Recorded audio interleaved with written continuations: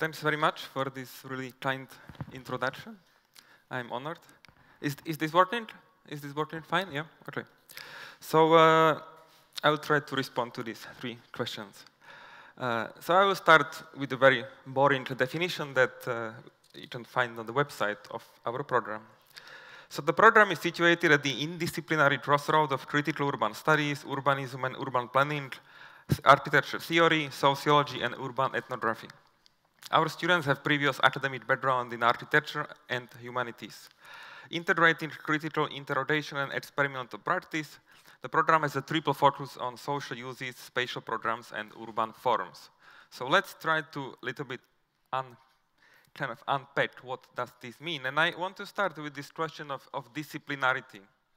So what does it mean? What are these disciplines? Like when we say architecture is a discipline.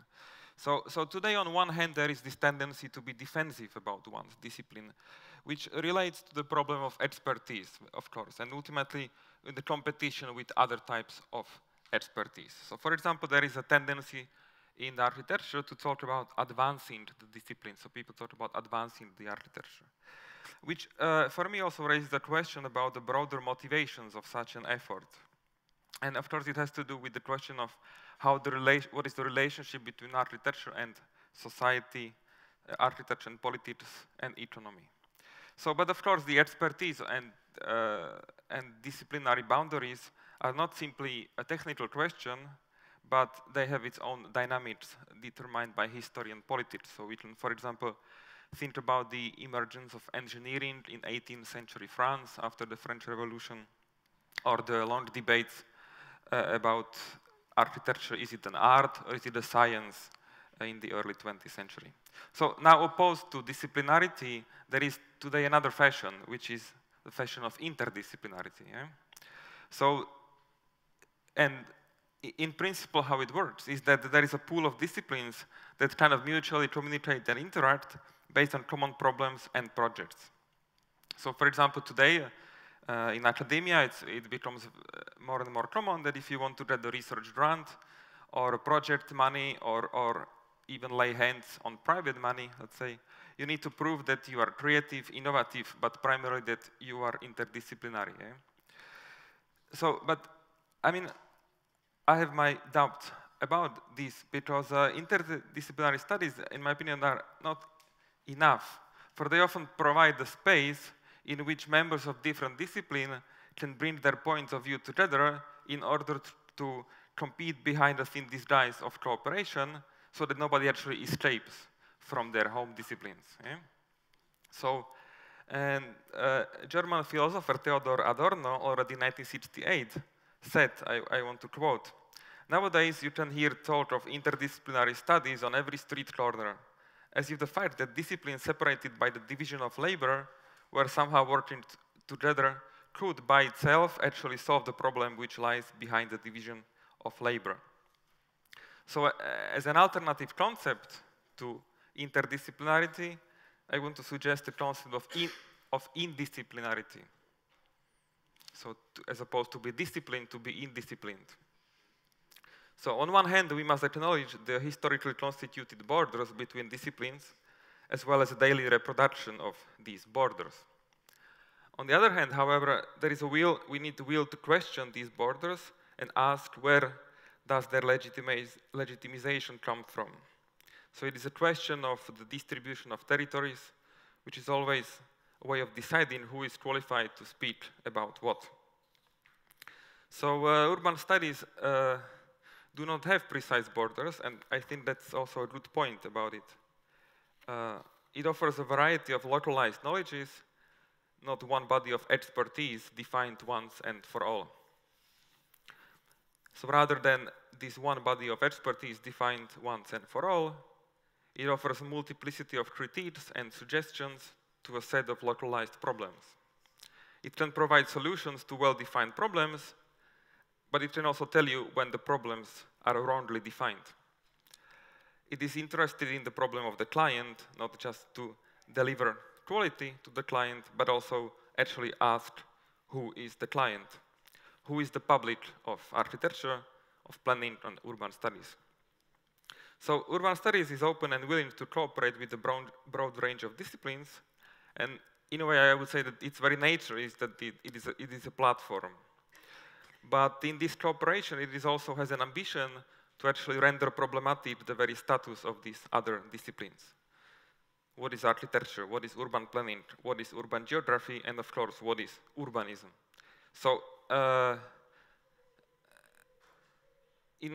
in Estonia here, people talk often about, let's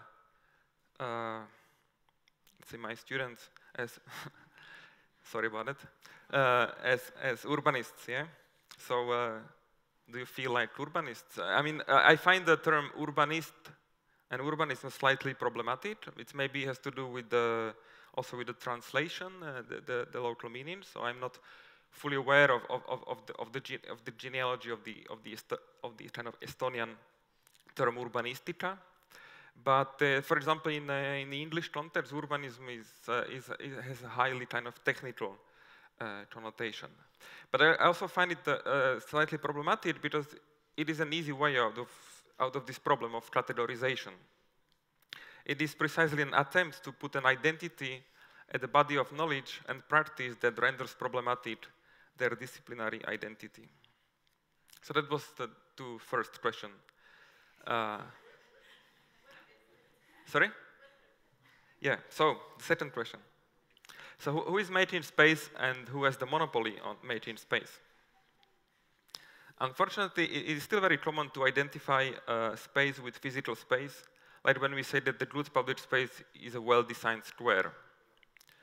But the physical space and its actual design is only one aspect of space, being determined by social, political, legal, and economic factors. We can also separate the actual design. We cannot separate the actual design of built environment from how it is conceived and how it is perceived. So the Italian historian of architecture, Manfredo Tafuri, famously described how the obsession with the form and formal generating processes in architecture during 1970s, 1980s, the rise of postmodernism, correlated with the incapacity of architecture to be relevant socially and politically. So in the 1920s, for example, during the moment of the avant-garde, the boundaries between architecture, social reformism, urban planning, and municipal bureaucracy were very fluid. If you go to Berlin, you go to see the housing estates built in the 1920s. So the architects who built them, they were at the same time kind of bureaucrats, planners, and so on. So not so much today. There are even architects today who actually want to turn this political inefficacy of architecture into a program in its own right. But I think what we need is exactly the opposite.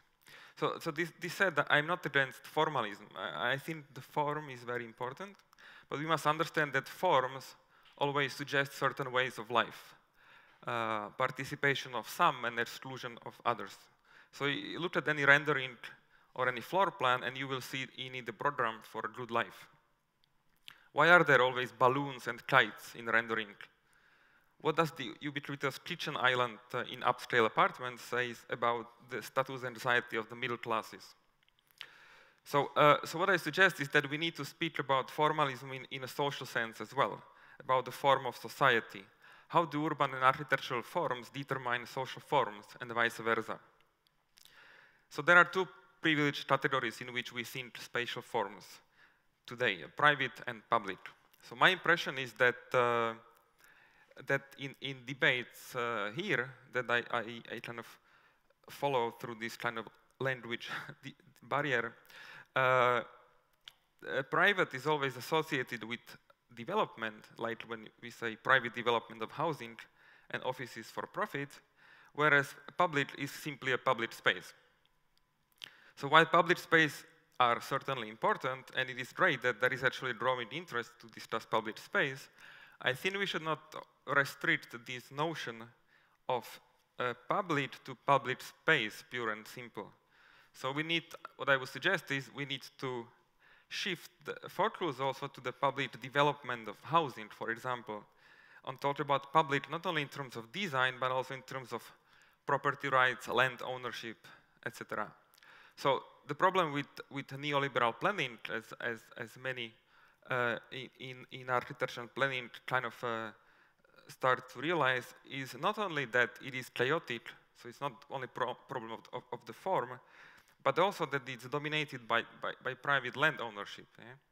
So while municipalities are certainly important actors in enacting this shift towards public development, there are also other important actors. So, and one of them, I was also asked to say something about this word activist. So this activism is, of course, very important and welcome addition to the critique. So, and there is a great deal of very important efforts done, such as, of course, the struggle around Kalarand, the Reidite, and so on. So that's great. What I find troubling, however, is that there is the kind of one element which I have somehow slight problem with is some kind of nostalgic appeal to community as a kind of magic elixir for our social, economic, and urban ills. So, because well-founded communities often also exclude, define themselves against others, erect all sorts of keep-out signs. So the positive identification of some groups is often achieved by first defining other groups as the devalued, semi-human even, let's say. So I don't think activism needs to be restricted to communities and to making places simply more attractive or beautiful, because in this way it also involuntarily fuels gentrification, of course. So as opposed to the notion of the neighborhood and the community, I think activism should, in a way, also revisit the meaning of the city and the society. So that was the answer to the second question. And I mean, as you see, I'm improvising. And so a third question, hopefully slightly shorter, about making the judgments about space, about saying what is good and what is bad. So it's kind of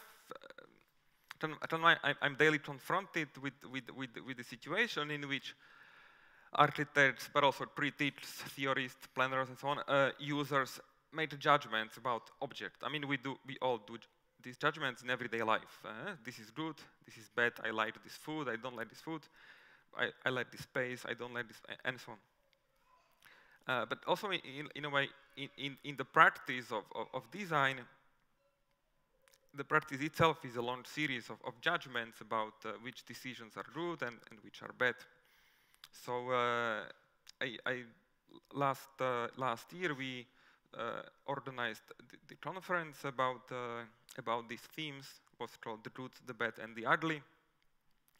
And we tried to kind of advance this debate, but I somehow maybe want to still reflect on it in a way that the making of judgments is really central to the history of the discipline. So, I mean, really, if you go back to the origins, so like Vitruvius said that what architecture should be solid, useful, and beautiful. For Corbusier, pure engineering was the image of a good architecture. Architecture itself was a bad architecture. There is a historian, Pevsner, who said a bicycle shed is a building, whereas a Lincoln Cathedral is a piece of architecture, and so on. So it's like a series of judgments. But my problem is that we only rarely examine habits, assumptions, norms, and values on the basis of which the judgments of good and bad are made. So if the question of good and bad is central to architecture, from interior architecture to spatial planning, what are the criteria according to which we make these judgments? Yeah? Do they relate to materials? So when we say something is good, building is good, is it about it's beautiful, it has a nice material, it has a low level of energy use, or do we talk about social justice, about politics, and so on? So there are like extremely different criteria which we can meet or which we can fail to meet. But we have to clarify first the question: what are the criteria according to which we make these judgments? So what exactly do we mean by these and many other qualifying terms which are less crude as good and bad, but which usually perform the same function. So for example, when architects talk about improvements, solutions, what exactly is the nature of the problem that needs to be improved and that needs to be solved? So how these judgments of good, bad, and also ugly are made? How are the rights and powers to proclaim distributed? So who has the right, in a way, also to kind of proclaim these judgments? How do diverse, and then of course, how do diverse social groups, architects, users, investors, developers, municipal bureaucrats, and so on, negotiate the judgments about the good and bad? Yeah. So, and finally, one comment about this word underused, which I have been confronted recently a lot with. So when somebody makes a judgment about certain space being underused, so I think underused is not objective statement, but it's judgment. So I think I'll stop here. Thanks very much.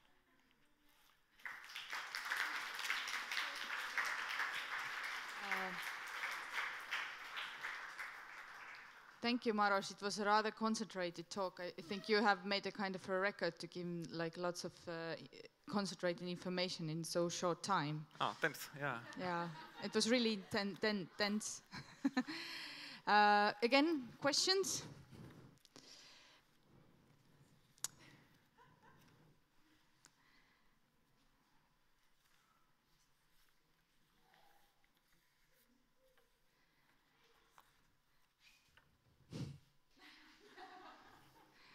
Because basically it's really hard for me to ask questions because I was the one who made up these questions that he answered. So guys. Actually, I made them up. yeah, this is always Maros. He made yes. it, yeah. But actually, if we take these urban monopolies as something, you know, in your face, what you would say about these urban monopolies and having a question mark in the end? You mean about this notion of monopoly or what? Yes, in urban context. Can it be taken in urban context? What would be your reflection about that? In a way, it's something that you answered in the second question, I think, more or less. Like, there is a diversities in this sense, or do I get it right? Yeah, well, I think it's also a matter like who has the monopoly, and so again, like first of all, it's that there are two questions. One is monopoly bad or good, or can it be good in some way? And the second one is the second question is if then let's say there is a monopoly on space, then who has the monopoly? Which type of actors? Again, like is it the kind of private developers who follow the profit? Is it the municipality who follows some kind of putative public interest? Is it the users is it the community who follows the interest of the community, and so on? Yeah? So it should so I don't know. I don't have these. I don't have like an answer to that. But just that, like, if you should admit this like question about monopoly, then let's try to split it into two questions. One is monopoly itself good or bad? And then the second is like, if yes, then who? I don't know if this is. Yeah.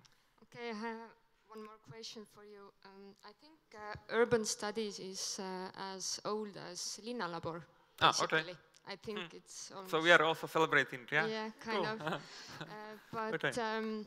And I know that you haven't been involved with that all the time, but do you see any change, like urbanists in Estonia, urban studies? Do you see some kind of a bigger picture? A change from the beginning, or what? Yeah, kind of a... I mean, you teach the urbanists. Yes, yes. Well, as you say, I was kind of not involved from the beginning, but I was involved with urban studies, like for 10 years, exactly where it was as Kai generously read from my bio. I did PhD in urban studies in Finland, which I started 10 years ago as well. So, and I came here slightly later, and then I like a bit kind of I was confronted also with this meaning, because what I did in Finland under the label urban studies is very different, of course, under this label. Yeah. So that's one thing, and so for me it may be difficult to comment on the change, because I'm kind of involved in the change itself. But what I can say is what I wanted to maybe change is so that after I took the program from so previously the program had kind of was very much focused on the kind of regeneration as far as I understood it. Yeah, so it kind of also came from this kind of 1990s discourse about creative city. Yeah? So it was very much focused on this kind of regeneration of industrial places, like this, to making them colorful and so on. And I'm not saying like no, but I'm trying to kind of frame this type of practice into some kind of, let's say, conceptually stronger kind of understanding of the society and the contradictions to which the creative city type of discourse itself which it can generate. I mean, if you visit Berlin today, and start to talk about creative city, people will start to throw stones at you, right? Because they understand the problems also it generates. Yeah. So I mean, we need to contextualize these things also historically and so on. Yeah. So I don't know if this is a good answer, but so we are a bit behind. Yeah, sorry. Not in time-wise, but as a society. As a society. Okay. No, I don't. No. I maybe we are behind time, but not as a society, because it's good. We are not behind. Yes. So thank you, Maros. Give a big applause.